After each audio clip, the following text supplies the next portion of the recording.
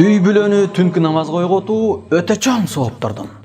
Абу Хурайра радиаллаху анху риваят кылган хадисте Аллахтын элчиси Мухаммад саллаллаху алейхи ва саллям айтты: "Рахималлаху раджулан қама минал-лейл, фасалла ва айқада имраата, фаин абат надаха фи вajhiha al-ма." Түндө ойгонуп, тахажжуд намаз окуган, андан кийин аялын намаз койготсо, аялы баш тартып ойгонбой койсо, анын бетине суу чачкан эркекти Аллах Таала өз ырайымына алсын. Рахималлаху имраа қамат минал-лейл ва саллат ва айқазат заужаха, фаин аба надахат фи вajhihi al-ма.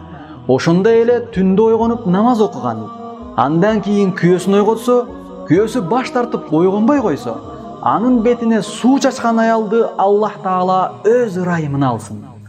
Абу Дауд. Намаз койготуу үчүн суу чачып, ушундайча тамашалашкандарды Аллах Таала өз ырайымына алсын. Өзү жубайлар арасындагы романтика чындыгында мына ушундай болуш керек. Бири-бирин Аллахтын буйругуна чакырган, намаз койготкон үй бүлө кандай гана бактылуу.